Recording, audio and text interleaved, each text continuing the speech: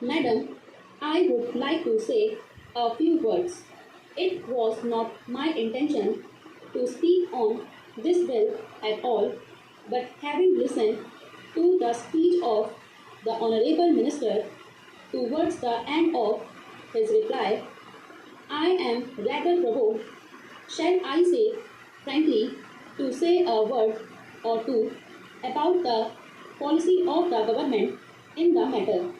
It is pointless for the government and the minister here to tell us that there has not been any shift in the policy with regard to foreign participation and the role of foreign enterprise in the oil industry of our country.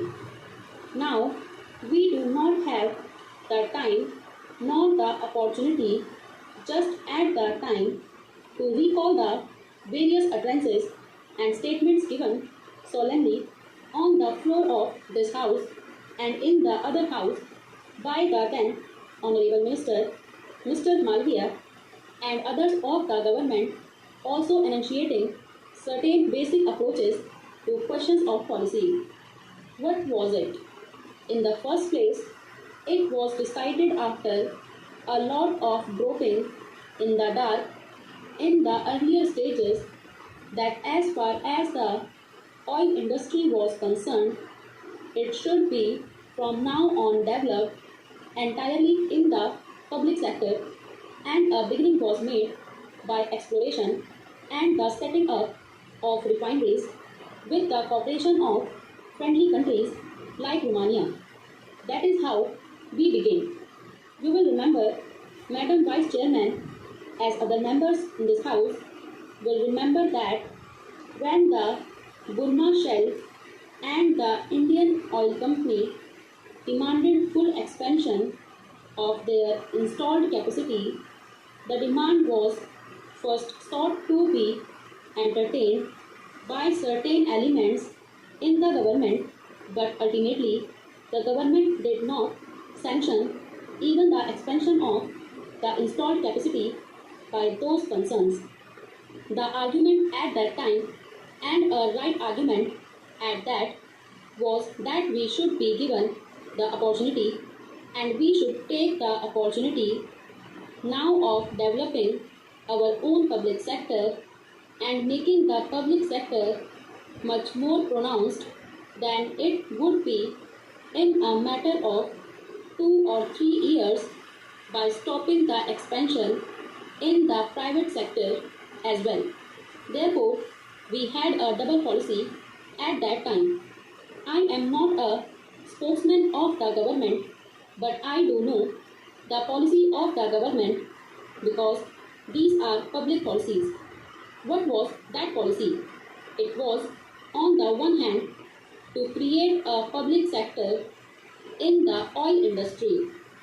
You will remember, Madam, and the House will remember that when we negotiated for certain oil to be imported from Russia, these foreign concerns, American and British, had the temerity to say that they would not be refining crude oil if it was imported from socialist countries and not from their own sources. After a lot of hesitation in the matter, the government ultimately, and rightly so, compelled these people to accept the crude oil imported from sources other than their own. This was the position. Now, these are not forgotten stories, and I may recall in this connection that the journal called Commerce wrote a series of editorial articles in which the Honorable Minister of Oil at that time was criticized precisely for pursuing an exclusive policy of public sector development in the matter of oil, and these criticisms were repeated also in certain other foreign journals, including the journals that emanate from the United States of America. It is also well known that at that time Mr. B.K. Nehru was approached by certain elements in the USA, and following that, a New York paper wrote a certain article saying that Mr. B.K. Nehru's visit to India would be helpful in getting the oil policy of Mr. Malviya resolved in the direction in which the Americans would like. The article appeared, and I quoted this article on the floor of the House.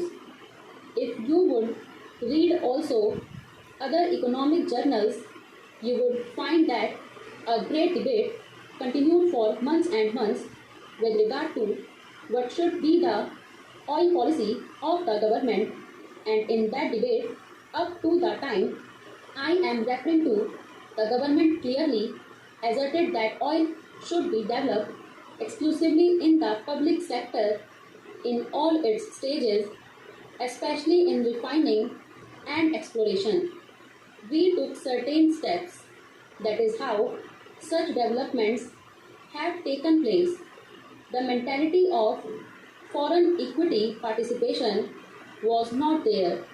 Had it been so, we would not have had the fine refining centers in our country. We would not have been developing our industry in the way we have done in the course of the past few years. Now that vigorous policy was pursued, although we would have liked it to be much more vigorous than actually it was, then what happened? Systematic pressures were brought to bear upon the government in order to compromise this policy to make the government resign from the position that it had taken. In that connection, you will remember, sir, that the Sahani Committee made a report with regard to the operations of the foreign oil concerns.